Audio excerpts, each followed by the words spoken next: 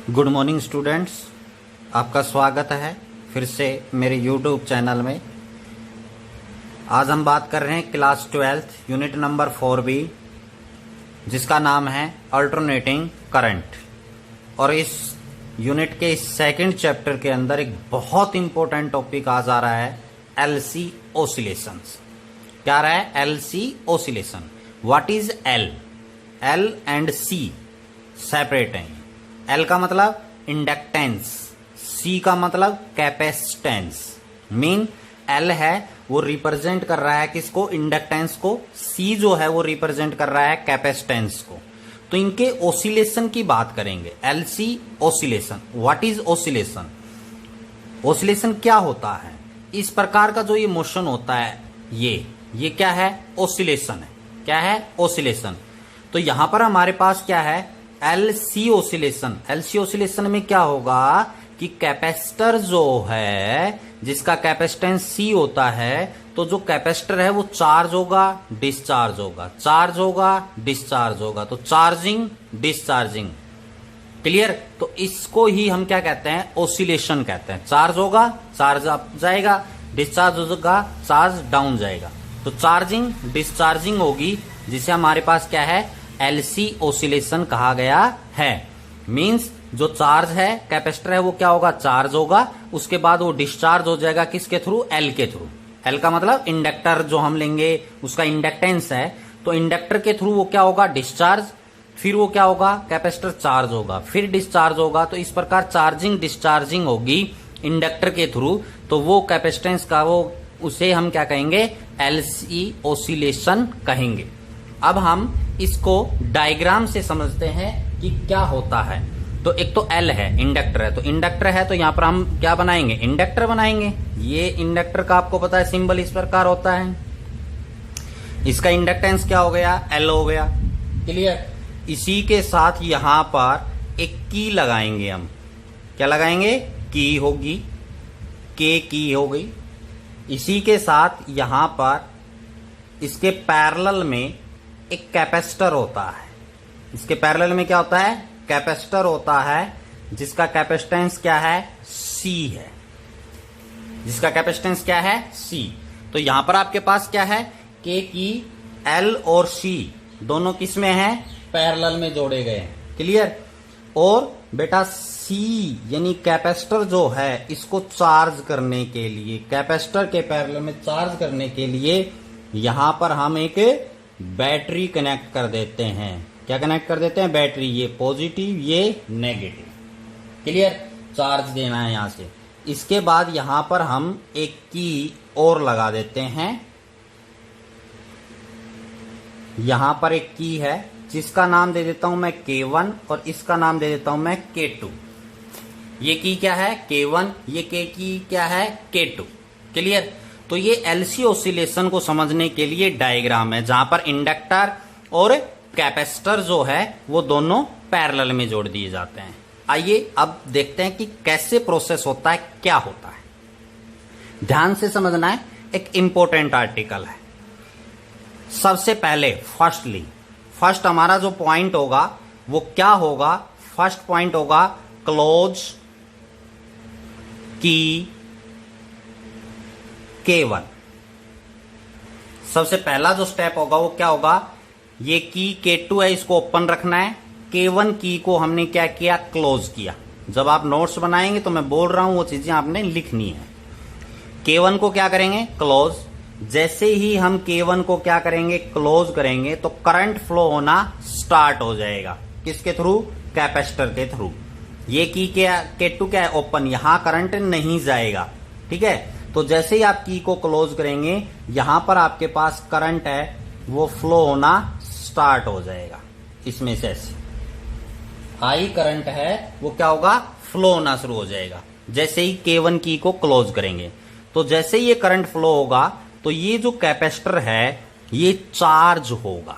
आपको पता है कैपेसिटर को किससे जोड़ दिया? सेल से, बैटरी से। तो जैसे ही ये कनेक्ट करेंगे तो हमारे पास सी जो कैपेसिटर है वो क्या होना शुरू हो जाएगा? चार्ज होना शुरू हो जाएगा। और चार्जिंग में क्या होगा? इधर से ये प्लेट किससे जुड़ रही है? पॉजिटिव से। तो इस कैपेसिटर का ये जो प्लेट है वो क्या होगी? पॉजिटिव से चार्ज। नीचे वाली प्लेट है वो किससे चार्ज होगी, नेगेटिव से चार्ज।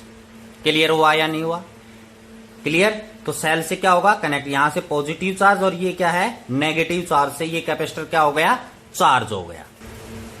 अब जैसे ये कैपेसिटर चार्ज होगा तो बेटा इसके अंदर पोटेंशियल डिफरेंस आएगा। क्या आएगा, पोटेंशियल डिफरेंस, जो कि कैपेसिटर के अंदर V that is equal to Q by C होगा। जब आपका कैपेसिटर है वो चार्ज हो जाएगा तो पोटेंशियल डिफरेंस क्या आएगा, Q बाय C के बराबर आएगा। क्लियर। और जब ये फुली चार्ज हो जाएगा तो आपको पता है कैपेसिटर के अंदर इलेक्ट्रिकल एनर्जी स्टोर होती है। कौन सी एनर्जी स्टोर होती है, इलेक्ट्रिकल एनर्जी, यूई से डिनोट करते हैं, जो कि हाफ ऑफ किसके बराबर होगी, Q स्क्वायर बाय C के, half of Q square by C। यानी ये एनर्जी जो है वो स्टोर होगी, इलेक्ट्रिकल एनर्जी किसके अंदर, कैपेसिटर के अंदर। क्लियर। जब ये कैपेसिटर क्या हो जाएगा, फुली चार्ज हो जाएगा। क्लियर हो गई बात।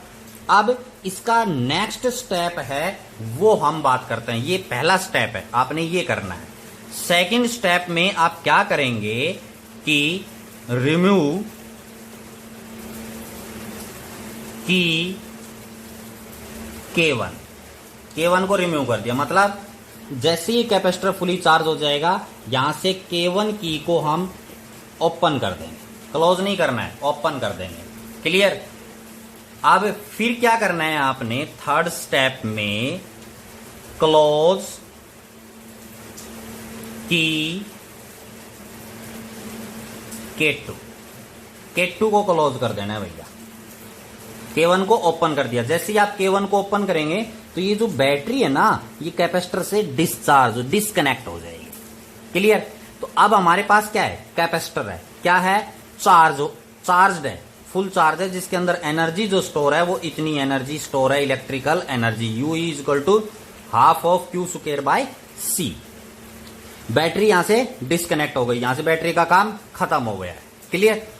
अब क्या होगा, जैसे ही आपकी K2 को क्लोज करेंगे तो जो कैपेसिटर है, capacitor start discharging through this inductor. इस इंडक्टर के थ्रू क्या होना शुरू हो जाएगा, डिस्चार्ज।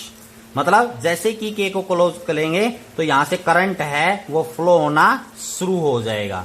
और जो आपका इंडक्टर है इसके अंदर क्या होगा, EMF इंड्यूस्ड हो जाएगा। क्लियर। यहां पर क्या होगा, एनर्जी स्टोर होगी, वो एनर्जी की वजह से स्टोर होगी, यहां पर EMF है वो क्या होगा, इंड्यूस्ड होगा। क्लियर। जैसे ही आप करेंगे तो an EMF induced develop in the circuit which oppose the growth of current L। क्या करेगा, यहां पर जैसे ही कनेक्ट करेंगे तो इसके अंदर क्या होगा, EMF इंड्यूस्ड होगा। वो EMF इंड्यूस्ड क्या करता है आपको पता है, अपोज करता है। सेल्फ इंडक्शन में आपने पढ़ा था। किसका अपोज करेगा, करंट के ग्रोथ का अपोज करेगा।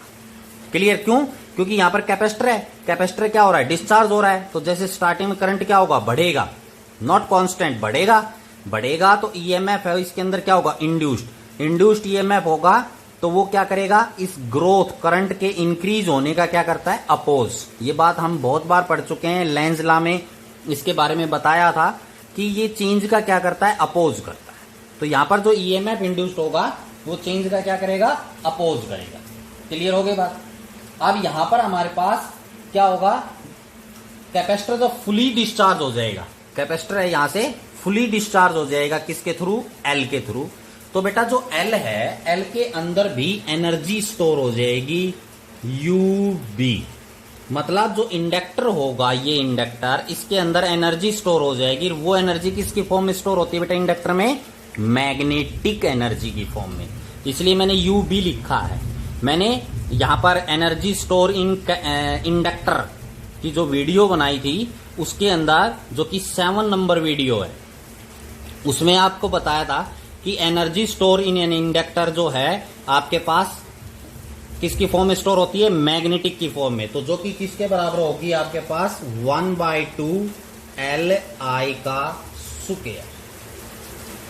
UB इक्वल टू किसके बराबर होगा आपके पास, UB बराबर है 1/2 LI का स्क्वायर। L क्या है, इंडक्टेंस, I क्या है, current flowing through the inductor. Clear. जो कि हमने इसके बारे में energy store in an inductor की वीडियो है, उसको आप देख सकते हैं मेरी इस चैप्टर की यूनिट्स के अंदर, वो 7th या 8th है आपके पास। क्लियर? तो अब इंडक्टर के अंदर ये एनर्जी स्टोर हो गई। कैपेसिटर के अंदर क्या थी? Electrical energy. इंडक्टर के अंदर कौन सी एनर्जी है? मैग्नेटिक एनर्जी है, वो स्टोर हो गई। क्लियर हो गया बात या नहीं? फिर उसके बाद क्या होगा? इसके बाद का स्टेप हम आगे की बात करते हैं कि as soon as discharge of capacitor is complete, जैसे ही एज सुन एज यानी ये कैपेसिटर का डिस्चार्जिंग कंप्लीट होगा, करंट स्टॉप, मतलब जैसे ये डिस्चार्ज होना हो जाएगा कंप्लीटली, तो करंट है वो फ्लो है वो इसमें से क्या हो जाएगा? बंद हो जाएगा।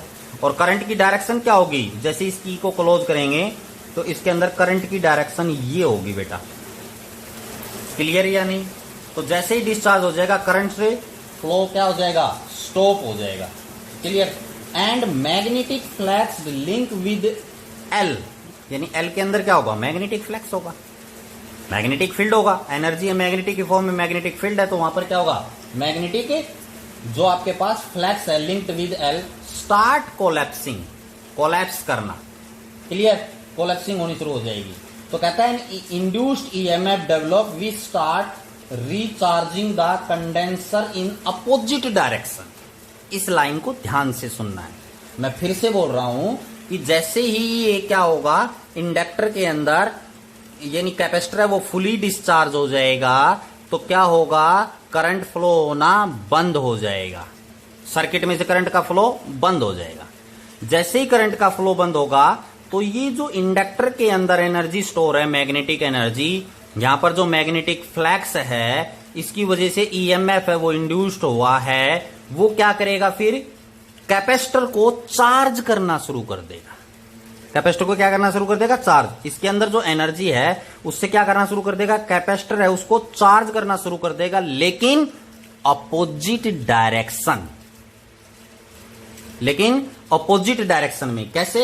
यहां पर मैं एक डायग्राम बना देता हूं कि नेक्स्ट स्टेप का है बेटा ये। यहां पर ये इंडक्टर, क्लियर, ये की K2, और इसके बाद यहां पर हमारे पास क्या है? कैपेसिटर। क्लियर? ये C है, ये L है, ये की है, हमने ली थी K2।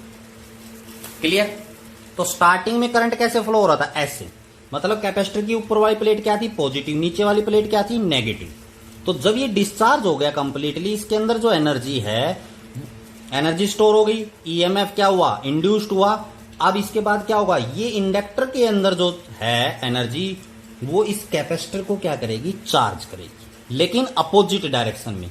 क्लियर? कैसे अपोजिट डायरेक्शन में? कैसे? मतलब जो ऊपर वाली प्लेट पॉजिटिव थी वो नेगेटिव बन जाएगी, नेगेटिव थी वो पॉजिटिव बन जाएगी। मतलब इसमें जब इंडक्टर डिस्चार्ज होना शुरू होगा तो वो अपोजिट डायरेक्शन में डिस्चार्ज होना शुरू करेगा, मतलब इस डायरेक्शन में करंट फ्लो होगा, अपोजिट डायरेक्शन। क्लियर हुआ या नहीं हुआ? पहले करंट कैसे था? ऐसे। अब क्या होगा? डिस्चार्जिंग कैसे होगी? रिवर्स होगी। क्लियर? क्लियर हो गया? तो अब यहां पर हमारे पास क्या है कि फिर क्या होगा? ये इंडक्टर की सारी जो एनर्जी है वो किस में चली जाएगी? कैपेसिटर में। तो मतलब कैपेसिटर है यहां पर क्या हो जाएगा? चार्ज। कैपेसिटर क्या होगा? चार्ज होगा। और इंडक्टर है इस प्रोसेस में क्या होगा? डिस्चार्ज होगा। क्या होगा? डिस्चार्ज। इसका मतलब क्या हुआ कि जो मैग्नेटिक एनर्जी है इस प्रोसेस में वो चेंज हो जाएगी किसमें? इलेक्ट्रिकल एनर्जी के अंदर, क्योंकि जो कैपेसिटर है उसके अंदर कौन सी एनर्जी स्टोर होती है? इलेक्ट्रिकल। यानी मैग्नेटिक किसके अंदर चेंज हो गई? इलेक्ट्रिकल एनर्जी के अंदर। और यहां पर आपके पास क्या हुआ था? उल्टा हो गया था। क्या हुआ था कि जो इलेक्ट्रिकल एनर्जी है वो किस में कन्वर्ट हुई थी? मैग्नेटिक एनर्जी के अंदर। क्लियर? तो यहां पर आपके पास इंडक्टर है वो क्या हो जाएगा? फुली डिस्चार्ज, और कैपेसिटर है वो क्या हो जाएगा? Fully charge. क्लियर? फिर से क्या होगा? ये स्टेप फिर से रिवर्स होगा जो यहां से हम चले थे। Capacitor start discharging through the inductor L। When the capacitor is fully discharged, then current flowing through the circuit stop, रुक जाएगा। तो फिर मैग्नेटिक फ्लक्स है वो क्या करेगा? कोलैप्सिंग, कोलैप्स करेगा। फिर क्या होगा कि यहां पर आपके पास EMF इंड्यूस्ड होगा, ये चार्ज हो जाएगा, मतलब इलेक्ट्रिकल एनर्जी किसमें चेंज हो जाएगी? मैग्नेटिक के अंदर। ईएमएफ क्या हुआ, इंड्यूस्ड, वो फिर से कैपेसिटर को क्या करेगा, चार्ज करेगा। तो अभी क्या हुआ, चार्ज, फिर ये क्या होगा, डिस्चार्ज, फिर ये चार्ज डिस्चार्ज। तो यहां पर ये चार्जिंग डिस्चार्जिंग, चार्जिंग डिस्चार्जिंग, तो इसे ही हम क्या कहते हैं बेटा, एलसी ऑसिलेशन कहते हैं। मतलब ये इंडक्टर और कैपेसिटर के थ्रू चार्जिंग डिस्चार्जिंग का प्रोसेस होता है, उसे हम एलसी ऑसिलेशन बोलते हैं। क्लियर हो गया। इनके बीच में मैग्नेटिक एनर्जी और इलेक्ट्रिकल एनर्जी क्या होती रहेगी, चेंज होती रहेगी। एक बात का जरूर ध्यान रखें कि जैसे ये कैपेसिटर डिस्चार्ज हो गया, इंडक्टर इसको फिर दोबारा से चार्ज करेगा, तो क्या होगा कि यहां पर फिर से प्लेटों का जो साइन है वो क्या हो जाएगा, चेंज हो जाएगा। कब होगा ऐसा, जब इंडक्टर की एनर्जी कैपेसिटर में ट्रांसफर होगी, मतलब इंडक्टर डिस्चार्ज होगा और कैपेसिटर क्या होगा, चार्ज। तो इसमें पोलरिटी क्या हो जाएंगी, चेंज। जैसे फर्स्ट टाइम ये था, सेकंड टाइम ये हो जाएगा, फिर ये पॉजिटिव नेगेटिव ये हो जाएगा, फिर ये होगा, फिर ये, फिर ये। तो इन छोटी छोटी बातों का यहां पर इस एलसी ऑसिलेशन के अंदर ध्यान रखना है। यहां पर फिर क्या होता है बेटा, अगर एनर्जी का कोई भी लॉस नहीं होता है, if there is no loss of energy, clear, तो यहां पर कंटिन्यूसली क्या है, ऑसिलेशन होगा। कंटिन्यूसली क्या होगा, ऑसिलेशन, क्लियर। तो जैसे इस ऑसिलेशन को दिखाने के लिए यहां पर मैं एक लाइन आपको वेव बनाकर दिखा देता हूं, इस प्रकार। ये मैंने लिमिट ली है। इसमें जैसे आपके पास वेव है, ऊपर गई, ये नीचे गई, ऊपर गई, नीचे गई, ऊपर गई, इसी प्रकार,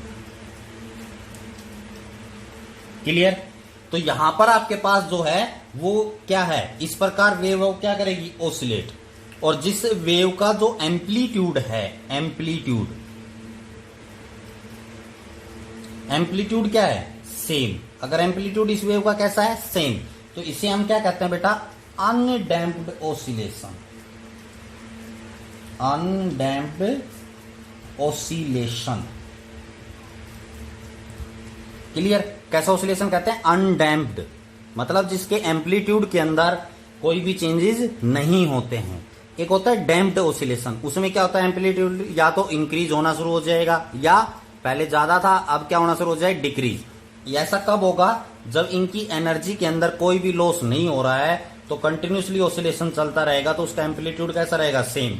तो उस प्रकार को हम क्या कहते हैं, अनडैम्प्ड ऑसिलेशन कहते हैं। लेकिन आप लोगों को पता है एनर्जी का हर जगह लॉस होता है, हर जगह क्या होता है, लॉस। तो मतलब अनडैम्प्ड ऑसिलेशन की बजाय क्या होता है बेटा, डैम्प्ड ऑसिलेशन है वो यहां पर होता है, क्लियर। डैम्प्ड ऑसिलेशन भी आपको बता देता हूं, जैसे इस प्रकार से होता है। जैसे यहां पर एम्पलीट्यूड ज्यादा है, ये ऐसे, क्लियर। तो ये ऑसिलेशन है वो कैसा है, अनडैम्प्ड ऑसिलेशन। देखो अब एम्पलीट्यूड घटना शुरू हो गया, यहां से बढ़ रहा था, यहां घट, तो ये कहलाता है डैम्प्ड ऑसिलेशन। क्लियर हुआ या नहीं हुआ। तो यहां पर ये चार्जिंग डिस्चार्जिंग की बात की, जिसके अंदर इलेक्ट्रिकल एनर्जी है वो किस में कन्वर्ट हुई, मैग्नेटिक एनर्जी के अंदर। आइए बच्चों, अब हम एलसी जो ऑसिलेशन है इसकी फ्रीक्वेंसी कैलकुलेट करेंगे कि भैया ये ऑसिलेट करेगा तो उसकी फ्रीक्वेंसी क्या होगी।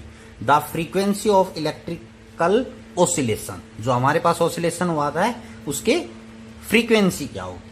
तो जैसे हमने अभी बात की थी, इंडक्टर एल है, ये कैपेसिटर सी है, यहां पर की है। तो जैसे ही हमने की को क्लोज किया था, तो यहां पर ये जो प्लेट है इसके ऊपर आपके पास कौन सा चार्ज था, यहां पर नेगेटिव और यहां पर पॉजिटिव था। तो करंट है इस सर्किट में से क्या होना शुरू हो गया था, फ्लो होना शुरू हो गया। तो यही बात यहां पर मैंने लिखी है, the moment in the circuit is, यहां पर है क्या है, the moment the circuit is complete charge on condenser start decreasing.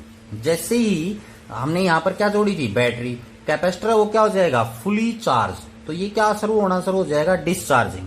Condenser start discharging, यानी डिस्चार्ज, डिक्रीज, यानी इसका चार्ज है वो क्या शुरू होना शुरू हो जाएगा, डिक्रीज, घटना शुरू हो जाएगा। डिस्चार्जिंग है वो क्या स्टार्ट हो जाएगी, तो यहां पर क्या हो जाएगा, डिक्रीजिंग होगा, तो इसका चार्ज है वो क्या होगा, डिक्रीज होगा, clear. Giving rise to current in the circuit, जैसे ही ये कैपेसिटर है वो डिस्चार्ज होगा, इसका चार्ज है वो डिक्रीजिंग होगा, तो जो सर्किट है, सर्किट के अंदर करंट है वो क्या होगा, राइज होगा, बढ़ेगा। कैपेसिटर डिस्चार्ज शुरू होना होगा तो करंट क्या होगा, सर्किट के अंदर इंक्रीज होगा। Clear. As di/dt is positive, मतलब rate of change of current. di/dt क्या है, rate of change of the current, वो क्या हो रहा है, इन पॉजिटिव होगा। क्यों, क्योंकि करंट है वो क्या हो रहा है, बढ़ रहा है। ठीक है, किस कारण, कंडेंसर जो है उसका चार्ज है वो क्या हो रहा है, डिक्रीज। क्लियर। तो जैसे ये डिक्रीज होगा इस सर्किट के थ्रू, तो यहां पर जो इंडक्टर है L, इसके अंदर ईएमएफ क्या होगा, इंड्यूस्ड। ईएमएफ क्या होगा, इंड्यूस्ड। और स्टार्टिंग में यहां पर A पॉइंट पर पोटेंशियल ज्यादा होगा, B पॉइंट पर पोटेंशियल कम होगा, क्योंकि डिस्चार्जिंग यहां से शुरू होगा ऐसे करंट। तो यहां पर पोटेंशियल स्टार्टिंग में क्या होगा, ज्यादा, यहां पर क्या होगा, कम होगा। क्लियर। अब जैसे कुछ बच्चे पूछेंगे कि सर ये अपोजिट डायरेक्शन में है, वो क्यों चार्ज होता है, अभी डिस्चार्जिंग की बात की तो यहां पर पोटेंशियल क्या है, ज्यादा, यहां पर क्या है, स्टार्टिंग में कम। तो जैसे ये कैपेसिटर फुली डिस्चार्ज हो जाएगा तो यहां पर जो इंडक्टर है ना, इंडक्टर का इस पॉइंट पर पोटेंशियल बढ़ जाएगा, इस पर क्या हो जाएगा, डिक्रीज हो जाएगा। क्लियर। यहां पे इंक्रीज, यहां पर डिक्रीज आफ्टर कंप्लीटली डिस्चार्ज। तो फिर से फ्लो कैसे होगा, इधर उल्टा। इसलिए यहां पर ये पोलरिटी क्या है, चेंज हो जाती है। जब डिस्चार्ज हो जाए यहां पोटेंशियल बढ़ जाएगा, यहां घट जाएगा, लेकिन इनिशियली क्या होगा, यहां पर पोटेंशियल ज्यादा है, यहां पर पोटेंशियल कम है, जो ये मैंने लिखा है। क्लियर। तो यहां पर ईएमएफ है, इसके अंदर क्या होगा, इंड्यूस्ड। क्लियर। तो यहां पर देखिए नेट के बारे में बात कर रहे हैं, ये Q/C, ये क्या है, कैपेसिटर। कैपेसिटर का क्या है, पोटेंशियल।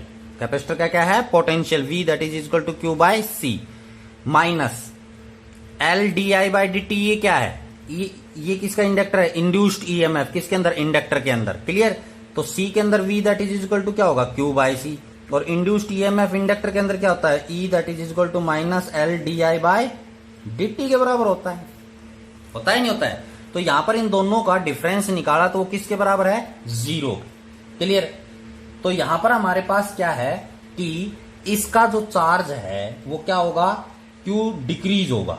Q डिक्रीज होगा तो I क्या होगा, यहां पर इंक्रीज हो रहा है, तो यहां पर I that is equal to minus dQ/dt, यानी चार्ज घटेगा तो करंट बढ़ेगा, क्योंकि यहां का चार्ज घट रहा है तो मतलब यहां पर चार्ज का फ्लो क्या हो रहा है, ज्यादा, इसलिए यहां पर करंट है वो क्या होगा, ज्यादा होगा। इसलिए यहां पर I that is equal to minus dQ/dt होता है। क्लियर। इसकी वैल्यू है यहां पर हम पुट करेंगे, इसको मैं सिस्टम से लिख देता हूं यहां पर कि I that is equal to minus dQ/dt।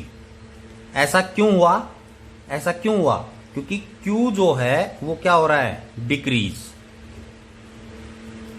और I करंट है वो क्या हो रहा है, इंक्रीज। क्लियर हो गया। इसलिए यहां पर ये माइनस का साइन है वो दिखा रहा है कि चार्ज है वो क्या हो रहा है, डिक्रीज हो रहा है। इसकी वैल्यू यहां पर पुट करेंगे इस इक्वेशन में, तो Q/C प्लस माइनस माइनस क्या हो जाएगा, प्लस L, I की जगह क्या लिखेंगे, dQ/dt, तो यहां पर d/dt, और I की जगह क्या लिखेंगे, dQ/dt that is equal to 0। अब इसको अंदर मल्टीप्लाई करेंगे तो यहां पर क्या आ जाएगा, Q/C plus L d²Q/dt² that is equal to 0। कोई प्रॉब्लम। अब यहां पर हमारे पास क्या है, ये प्लस में ही है तो इनको आगे पीछे लिख लेते हैं। कैसे लिखते हैं, देखिए यहां पर d²Q